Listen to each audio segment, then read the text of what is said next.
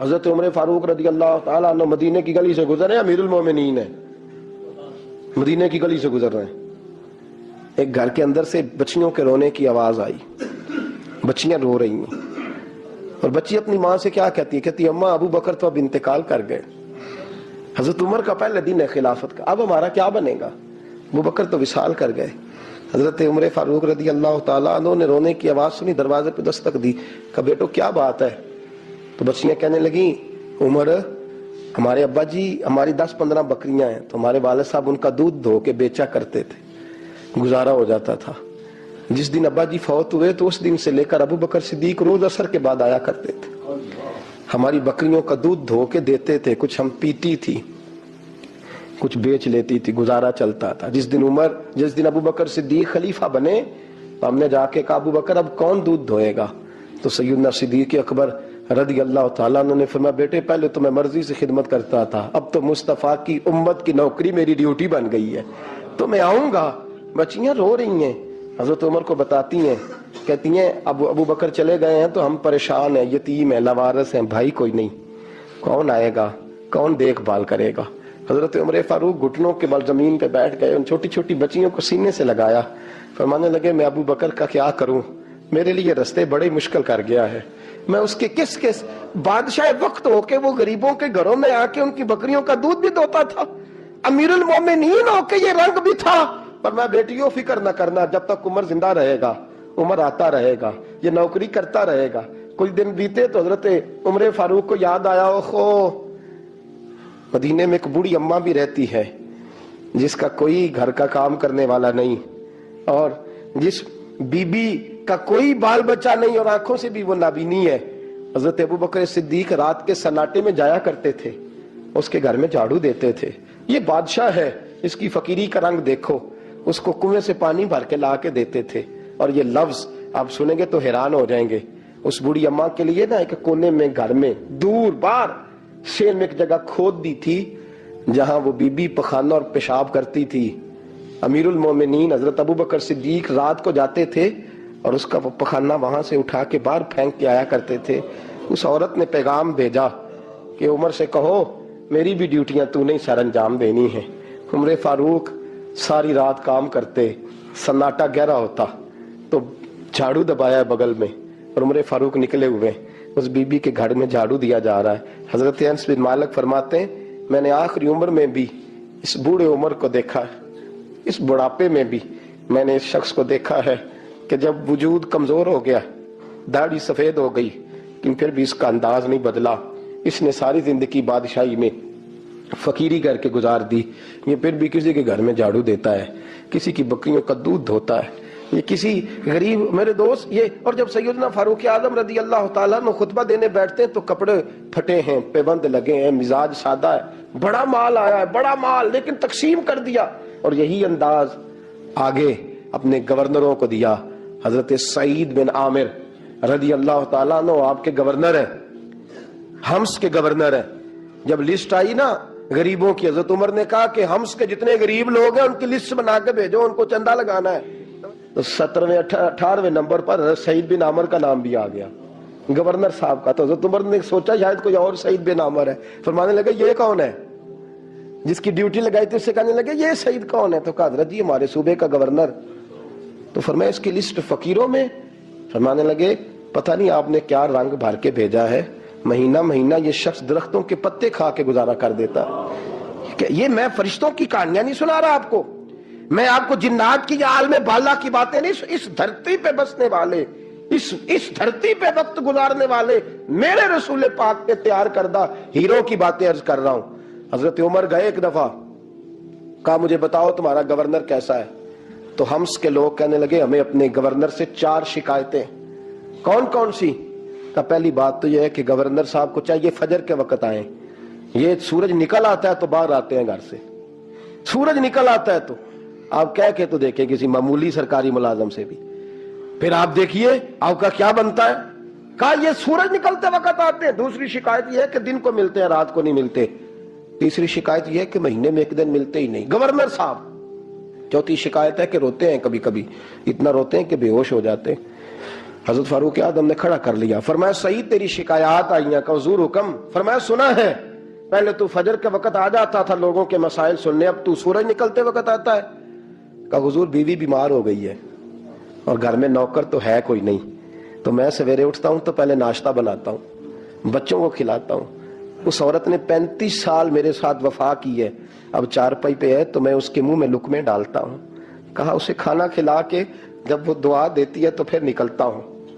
تو کہا سنا ہے تو ہفتے میں ایک دن ملتا ہی نہیں، مہینے میں۔ کہنے لگے حضرت جی جب مدینے سے آیا تھا تو ایک کرتا اور ایک تامد ساتھ لایا تھا، مجھے آج 2.5 سال ہو گئے ہیں، میں نیا لباس نہیں خرید پایا۔ میں نے عرض کی میں اس دھرتی میں بسنے والے لوگوں کی داستان سنا رہا ہوں۔ کہا میں اپنی تامد دھو کر خشک ہونے کو ڈال دیتا ہوں، اسے آدھا دن لگ جاتا ہے، خشک ہوتی ہے تو تامد پہن کے قمیض دھو لیتا ہوں اور پھر قمیض ڈال دیتا ہوں۔ حضرت جی سارا دن بیت جاتا ہے تو باہر نہیں آ پاتا۔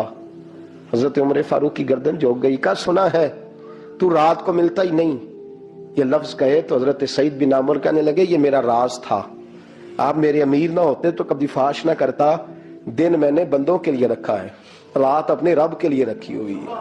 میں رات کی تنہائیوں میں اپنے کریم کی بارگاہ میں جاتا ہوں اور میں سارے دن کے گناہوں کی معافی مانگتا ہوں، میں اپنی غلطیوں کی تلافی کا سوال کرتا ہوں، اس کے حضور جاتا ہوں، اسے دکھڑے سناتا ہوں، رات میری اس کے لیے بیت جاتی ہے۔ حضرت عمر کی اور گردن جھک گئی، فرمایا یہ بتا کہ تم ملتا ہی نہیں، کبھی کبھی تو روتا ہے اور بے ہوش ہو جاتا ہے۔ کہ حضرت جی 40 سال کی عمر میں کلمہ پڑھا ہے، جب 40 سال کے پچھلے گناہ یاد آتے ہیں تو کب پھر میں ضبط نہیں کر پاتا، وہ خطائیں، وہ پاپ، وہ جرم، وہ خطائیں جب سوچتا ہوں نا کہ رب کھڑا کر کے پوچھے گا بتا یہ جرم کیوں کیا، تو وہ احساس مجھے پریشان کر دیتا ہے۔ حضرت جی میں پھر برداشت نہیں کر پاتا، پھر میں تڑپ اٹھتا ہوں، میری یہ کوتاہیاں ہیں، بتائیے کیا کہتے ہیں۔ حضرت فاروق اعظم نے گردن اٹھائی تو آنکھوں میں آنسو تھے، کہنے لگے یا اللہ مجھے اس جیسے کچھ اور گورنر بھی عطا فرما، یا اللہ اس جیسے کچھ اور گورنر بھی۔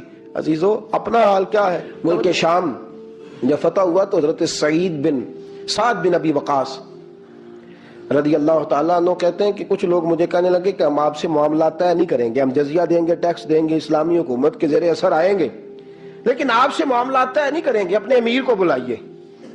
تو حضرت سیدنا سعد بن ابی وقاص کہتے ہیں میں نے خط لکھا، فرماتے خط لکھا حضرت عمر کو، میں نے کہا جناب آئیے۔ جواب میں حضرت عمر نے خط میں جواب لکھا کہ فلاں دن فلاں تاریخ فلاں وقت میں ملک کے شام پہنچ جاؤں گا۔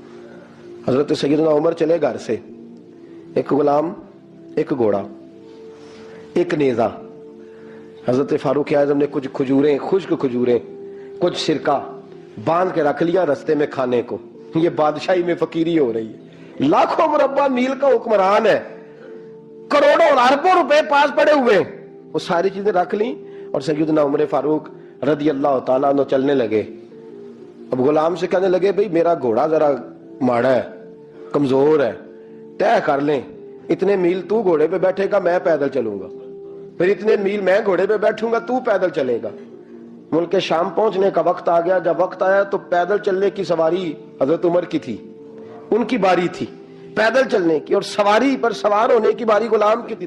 یہ لوگ رشتے کرتے ہیں نا تو کرائے کی کار لے کے چلے جاتے ہیں، بعد میں وہ پوچھتے ہیں کہ تسی تے کار تے آئے سو۔ ہم اپنے آپ کو بنانے کے لیے جھوٹی انعام بھی خریدنی پڑے تو خریدنے سے ہم پرہیز، ہم جو بتاتے ہیں وہ ہم ہوتے نہیں، اور جو ہوتے ہیں وہ ہم بتاتے۔ حضرت سیدنا عمر فاروق رضی اللہ تعالیٰ عنہ سواری پہ غلام ہے، خود پیدل ہے، اور حال کیا ہے؟ بارش ہوئی تھی تو کچھ پانی کھڑا تھا، چھوٹے چھوٹے جوہڑوں میں چھوٹے چھوٹے تالاب بنے ہوئے تھے، پانی کھڑا تھا۔ تو حضرت عمر فاروق رضی اللہ تعالیٰ چمڑے کے جوتے پہنے، وہ جوتے دونوں اتار کے تو بغل میں دبا لیے۔ حضرت سعد بن ابی وقاص فرماتے ہیں اسی بغل میں نیزہ رکھ لیا اور تامت تھوڑا اونچا کر لیا کہ پانی سے چلنا ہے، اور غلام کو گھوڑے پہ بٹھایا ہے اور گھوڑے کی لگام پکڑی ہے تو یوں پیچھے رکھی ہوئی ہے، اور حضرت سیدنا فاروق اعظم رضی اللہ تعالیٰ عنہ آ رہے ہیں۔ غلام کہنے لگا حضور لوگ دیکھ رہے ہیں، مہربانی کریں بیٹھ جائیں۔ فرمانے لگے نہیں باری تیری ہے، تو ہی بیٹھے گا۔ اس نے کہا حضور نہیں وہ تو ٹھیک ہے، کوئی باری فرض تو نہیں نہ ہو گئی، آپ مہربانی کریں آپ آ جائیں، ذرا لوگ آ رہے ہیں۔ فرمایا تمہیں کہا نا، غلام کہتا میں نے تیسری دفعہ کہا تو حضرت عمر نے جلال سے دیکھا، اور جناب عمر کا جلال تو زمین کانپنے لگ جاتی تھی۔ کہتے ہیں کہا حضور آپ آ جائیں، تو کہتے تجھے کہا ہے نا چپ کر کے بیٹھا رہے، کہتے ہیں میں گھوڑے پہ ہی کانپنے لگا۔ غلام اب حضرت سعد بن ابی وقاص کہتے ہیں سورج غروب ہو رہا تھا، شعائیں پانی میں پڑ رہی تھی، حضرت عمر پانی سے، میں نے غور سے دیکھا تو دوڑا گیا جا کے نا، بچے نہیں مشورہ دیتے ابا جی کو، ابا جی انج نہیں کریدا، دور بدل گیا جے، کہتے میں دوڑا گیا اور جا کر کے حضرت سیدنا عمر فاروق کو کہا حضور مہربانی کریں، ٹھیک ہے آپ کی درویشی سے کون آگاہ نہیں، وزیر کھڑے ہیں، سفیر کھڑے ہیں، بڑے بڑے عمرا، بڑے بڑے ملکوں کے حکمران ہیں، آپ مہربانی کریں یہ تم ذرا نیچا کریں، اور جوتا پہن لے، اگر خراب ہو گیا تو اللہ نیا بھی دے دے گا، اور مہربانی کریں ذرا غلام کو کہے نیچے آ جائے۔ حضرت عمر کہنے لگے تمہیں کیا تکلیف ہے؟ کہا حضرت جی وہ وزیر مشیر کھڑے ہیں، یہودی ہیں، عیسائی ہیں، نجرانی ہیں، وہ بڑے بڑے مذاہب کے اور بڑے بڑے ملکوں کے ہیں، آپ کا بڑا نام سنا ہے۔ حضرت سیدنا سعد بن ابی وقاص فرماتے ہیں میرے ساتھ اتنا ترش رویہ حضرت عمر کا پہلے کبھی نہیں ہوا، کہتے ہیں ماتھے پہ شکن آیا اور کہنے لگے تجھے تیری مار ہوئے، ان 4 لوگوں کے لیے میں اپنے نبی کا طریقہ چھوڑ دوں، ان 4 دنیا داروں کے لیے نبی پاک کا طریقہ چھوڑ دوں؟ فرمانے لگے سر سے پگڑی اتاری حضرت عمر نے جلال میں، فرمانے لگے میرے سر پہ جو بال ہے نا یہ مجھے کسی دنیا دار نے نہیں دیے، یہ ساری عزتیں مجھے آمنہ کے لال نے عطا فرمائی ہے، اور میں ان محبوب کا طریقہ ان 4 لوگوں کی خاطر چھوڑ دوں؟ فرمایا قرآن کہتا ہے ان اللہ یامر بالعدل والاحسان، جب میں نے خود عدل کا تقاضا یہ رکھا ہے کہ کبھی وہ بیٹھے گا کبھی میں بیٹھوں گا، باری اس کیا تو میں کیسے بیٹھ جاؤں؟ حضرت سعد بن ابی وقاص فرماتے ہیں اسی درویشی میں، سلام اس پر کہ جس نے بادشاہی میں فقیری کی، کہتے ہیں اسی درویشی میں حضرت عمر پہنچے تو جو پہلے ڈرا کرتے تھے جب حضرت عمر آئے تو انہیں کامتے بھی دیکھا، روب اور بڑھ گیا، ان کے دلوں کے اندر حضرت عمر کا دبدبا اور بڑھ گیا، اور میرے کانوں میں کہنے لگے سعد پہلے سنا تھا لیکن دنیا سچی کہتی ہے جو حال محمد اور محمد کے غلاموں کا ہے صلی اللہ علیہ وہ دنیا میں دوسرا کوئی حاصل کر سکتا؟ حضرت سیدنا سلمان فارسی کو حضرت عمر فاروق رضی اللہ تعالیٰ عنہ نے بلایا تو کہا میرا دل کرتا ہے آپ کو میں مدائن کا گورنر بنا دوں۔ حضرت سلمان فارسی بڑے تگڑے قبیلے سے تعلق رکھتے تھے، بکتے بکاتے مدینے میں آ کے بکے، پھر نگاہ مصطفیٰ میں بک گئے صلی اللہ علیہ وسلم، بڑے تگڑے قبیلے سے تعلق تھا۔ یا حضرت عمر نے فرمایا میں آپ کو گورنر، کہا جی جیسے آپ کا حکم ہے امیر کی بات ماننا، گورنر بن گئے۔